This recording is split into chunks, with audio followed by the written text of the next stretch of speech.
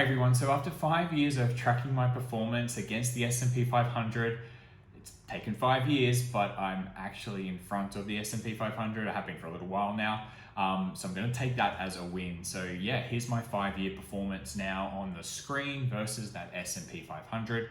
Now, I use Interactive Brokers to put this graph together. This is my broker, it does it all for you. Great broker for those of you who are outside of the US, like myself. Link in the description for those that are wanting a reliable low-fee broker. Now, along the journey here over these 5 years, I have had some shockers. So, Redbubble, I invested in 3 or so years ago now. It was only, I think it lasted a year or so in my portfolio, but it was down 70 or 80% at one stage there when I sold. SDI Group, I was down a good 75%, Alibaba a good 30 or 40%, and I'm still holding a lot of my Alibaba stock as well. So I've had some pretty bad performers in there, in that graph. Now that has been balanced obviously with some of the winners, and some of those are up well over 100%. So the ones that are up over 100% are TIKR. Now it's been my best performer, that's up over 600%, so it's been about a 6-bagger. KPG is up a couple of times as well. Berkshire Hathaway is actually up a couple of times. Glasshouse and Vireo, more recent purchases. I think I've had them for a couple of years now. They've been at least doubles as well. So I think the lessons are this, that buying at really good prices has obviously been a big advantage. Now, I know that seems really simplistic to say, but I did get burnt on some of those companies where I was either extrapolating good results to continue on into the future, and I was saying at the time in my head, it's like, oh, well, if it can continue doing what it's done, it's okay to pay 22x or 27x for this business. As I had thought the good times would continue, and I think what has been I'm learning this lesson that you do need to buy at good, favorable prices as well as a really good business. So I think you can now, as a decision-making matrix, if you can understand, like, you are going to get some investments that you make where they are really good companies, you pay 25, 30x for them, and they keep going and they perform really well for you. Constellation Software would have been a great example of that if I had ever bought into it 4 or 5 years ago when I first found it. But generally speaking, my performers here have been on companies that have I've been able to buy at good prices. Actually, KPG is one of those ones which would be the exception to that rule, but I think overall I've really feeling like you don't want to pay up for anything. I think that's where the risk or the outcomes are less likely to be in your favor, and it's sort of been the case for me over my 5 years so far. I think I'm going to caveat this a little bit by saying that along in this journey, those who have been following my videos will know that I studied NVIDIA about 4 years ago, early on, and knew it was a great business. I made a video here, how much I loved it. It was just too expensive for my taste.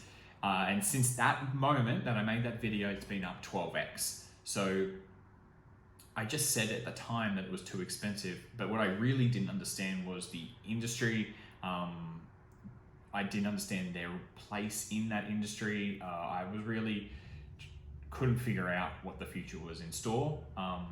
So I don't think I made a mistake, because I did find the industry a little bit too hard for me to get a feel for what, I didn't know there was obviously a 12x coming, but I didn't understand the industry enough. Therefore, maybe non-investing was probably smart, because hindsight is obviously 20/20 here.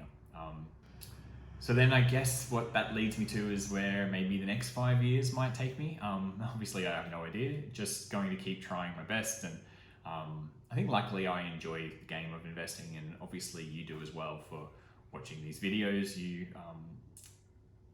you're enjoying this process of understanding businesses and growing and learning from it.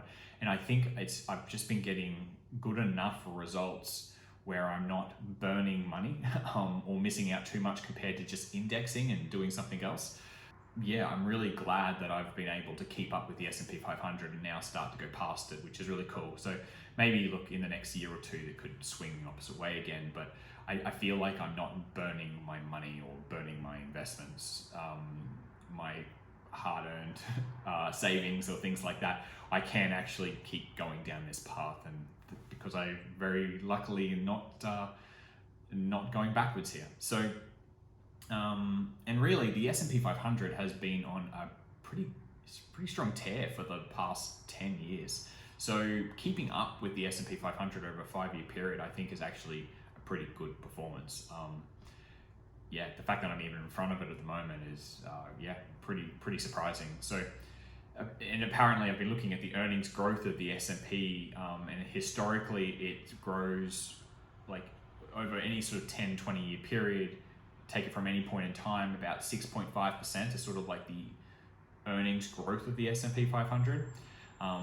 But the gains since the GFC back in 2009 has been around 13% per annum.